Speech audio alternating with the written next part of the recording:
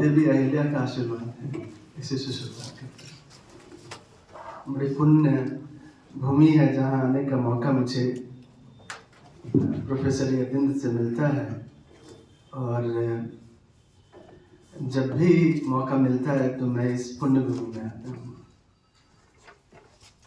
और मनीष साहब का बहुत धन्यवाद है। थोड़ा मैं भी विस्मित हूँ, और अभी मैं महर्षि दधीची की बात कर रहा था, और शर्मा साहब तो खुद ही दधीची हैं, जिन्होंने इस प्रांत को एक मुख्यमंत्री भी दिया है। तो बहुत बहुत बधाई है आपको, कम से कम इनके लिए तालियां बजाएं।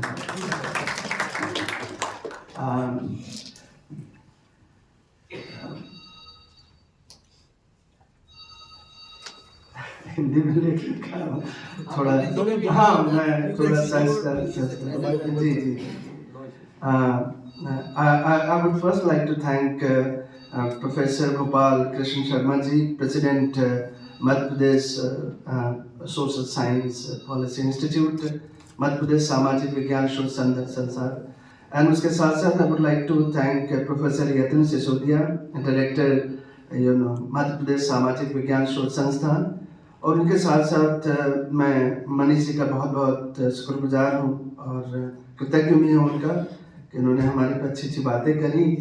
शायद मैं उनके जो उन्होंने जो स्टैंडर्ड सेट किया है उसके अनुकूल मेरा काम रहे, मैं ईश्वर से यही प्रार्थना करूँगा।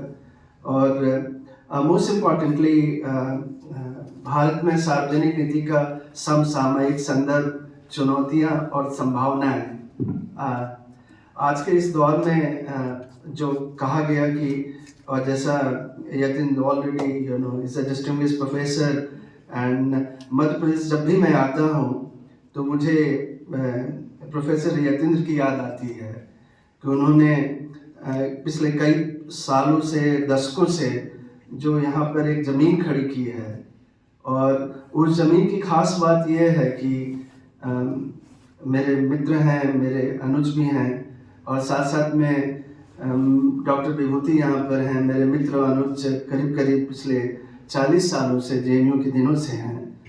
तो आप लोगों ने मिलकर जो ज़मीन खड़ी की है, और उसमें खास करके प्रोफेसर यतीन्द्र का काम ही है लोक नीति से जुड़ा हुआ है। तो जब मैं आ रहा था तो मैं ये सोच रहा था कि ये मैं अपने काम के बारे में क्या बात करूँ। मुझे लगता है कि मैं आज प्रोफेसर यतीन्द्र के काम के बारे में बात करूँ, मध्य प्रदेश के बारे में बात करूँ। अभी हाल में ही हिंदू में थोड़ी मेरी चर्चा हो रही थी चुनाव में लेके, तो मैंने सोचा कि उसको ध्यान में रखते हुए 2-3 बातें मैं करने की कोशिश करूँगा। वक्त कितना देंगे आप यतीन्द्र और शर्मा साहब मुझे?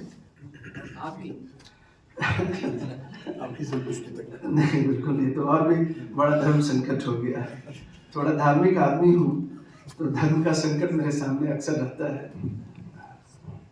और महाकाल के सामने खड़ा हूँ तो थोड़ा भय भी है कि आज कैसी बात होती है।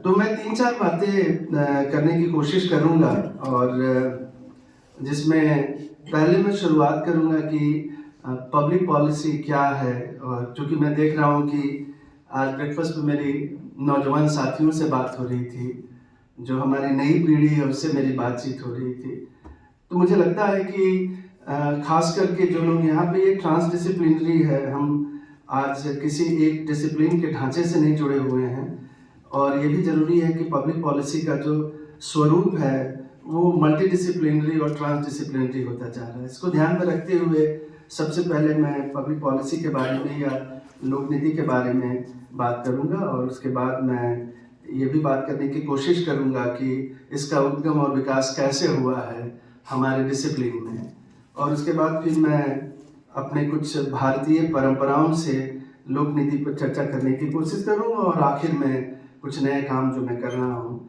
उससे आपको अवगत कराने का प्रयास करूंगा। सार्वजनिक नीति कानूनों, विनिमयों और कार्रवाइयों का एक ढांचा है जिसे सरकारें सामाजिक, आर्थिक और सांस्कृतिक लक्ष्यों को प्राप्त करने के लिए लागू करती है। ये किसी विशेष मुद्दे या समस्या को संबोधित करने के लिए सरकार सरकार की मंशा और प्रतिबद्धता का एक बयान भी होता है। सार्वजनिक नीति सरकारी अधिकारियों और एजेंसियों के निर्णयों को आकार देती है और ये समाज, अर्थव्यवस्था, राजनीति और संभवतः हमारी सभ्यता को भी प्रभावित करती है। सार्वजनिक नीति की उत्पत्ति भारत, ग्रीस और रोम जैसी प्राचीन सभ्यताओं से हुई है। ये अक्सर जब भी मैं विदेश में रहा हूँ, पढ़ा हूँ, पढ़ाया हूँ, वहाँ मैं कोशिश करता हूँ कि पब्लिक पॉलिसी को मैं एक पुरानी चीज़ से जोड़ने की कोशिश करता हूँ। शर्मा साहब से मैं कह रहा था कि मैं थोड़ी पुरानी चीज़ों से ज़्यादा जुड़ा हुआ हूँ। ज़रूरी है कि अभी मैं AI पे बात करके ताइवान से लौट रहा हूँ। मुझे लगता है कि जिस तरह से दुनिया बदल रही है, इसलिए ज़रूरी है कि हम उन पुरानी चीज़ों से, पुरानी स्मृतियों से और उन परंपराओं से भी अपने आप को अवगत रखें। नहीं तो कुछ दिनों के बाद ऐसा होगा कि लोक नीति ही मध्य प्रदेश ये जो पब्लिक पॉलिसी इंस्टीट्यूट को चलाने लग जाएगी। इसलिए यहाँ की ज़मीन जगी है। मुझे पूरा यकीन है कि महाकाल के होते हुए यहाँ यतन जी और शर्मा जी को ये संकट नहीं आएगा। हमें तो मुंबई और दिल्ली में संकट आ जाएगा। तो सबसे पहले जैसे मैं थोड़ी सी बात करना चाहूँगा कि कौटिल्य का अर्थशास्त्र अगर आप देखें, जैसे ग्रीस या रोम जैसी प्राचीन सभ्यताओं में समाज को विनियमित करने के लिए लोक नीति बनती थी, लेकिन उसका आकार राजनीति होता था। आप देखें कि हम पॉलिटिकल साइंस के विद्यार्थी हैं और मैं हमेशा अपने आप को याद दिलाता हूँ कि, और चूँकि मैं रजनी कोठारी के नाम पर एक सीरीज भी करता हूँ, यतेंद्र जी जानते हैं, आइकॉनिक पॉलिटिकल साइंटिस्ट रहे हैं, लेजेंड रहे हैं, लेकिन उसके पहले हम राजनीति से लोक नीति का एक बड़ा लंबा सफर हमने तय किया है। मैं अक्सर इस बात को याद दिलाना चाहता हूँ कि चूंकि मुझे राज्य सरकार और केंद्र सरकार में काम करने का अनुभव है, और जैसा मनीष जी ने कहा, मैं उन अनुभवों से भी मैंने सीखा कि किस तरह से राजनीति से हम लोक नीति की तरफ आते हैं।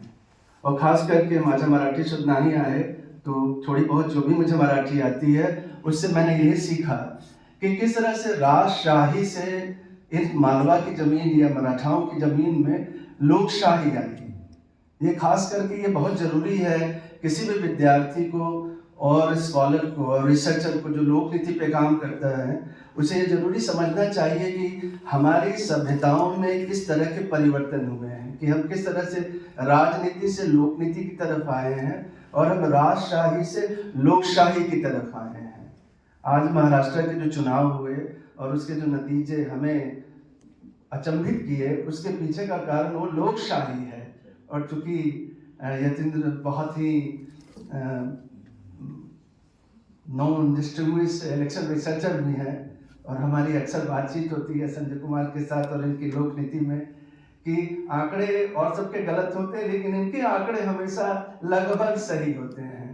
और ये बहुत अच्छी बात है कि ये लोकशाही से जुड़े हुए हैं। अगर राजशाही से जुड़े होते तो शायद आंकड़े गलत होते। तो लेकिन जिस तरह से अर्थशास्त्र में बात कर रहा था, इसलिए मैं अपने नौजवान साथियों को और स्कॉलर को यहाँ से कहना चाहता हूँ कि एक खास बात है कि अर्थशास्त्र को जैसे हम पुराने दृष्टिकोण से देखेंगे तो हम उसे पब्लिक पॉलिसी का टेक्स्ट नहीं मानते हैं। जरूरी है कि NAP को जब मैं देख रहा था और मैं पढ़ाता भी हूँ पब्लिक पॉलिसी का एक पूरा, जब मैं वापस आया विदेश से और मुझे कहा गया कि यहाँ डेवलपमेंट स्टडीज़ को सेटअप करना है, तो बड़ी चुनौती मेरे सामने हो रही थी, क्योंकि डेवलपमेंट स्टडीज़ है वो यूरोपियन परंपरा से आती है और पब्लिक पॉलिसी अमेरिकन परंपरा से आती है, जहाँ से मैं पढ़ के आ रहा था। अब चूंकि यहाँ संकट ये था कि हमारे सामने एक डिसिप्लिन था पॉलिटिकल साइंस, और उसमें जो पढ़ाई होती थी उसमें लोकशाही या लोक नीति की पढ़ाई नहीं होती थी। मैं थोड़ी सी उसकी चर्चा करूँगा कि हम उसका एक इतिहास जानें। तो जब उसको हमने किया और जब हैदराबाद कैंपस में हमने शुरू किया तो उसको हमने पब्लिक पॉलिसी कहा।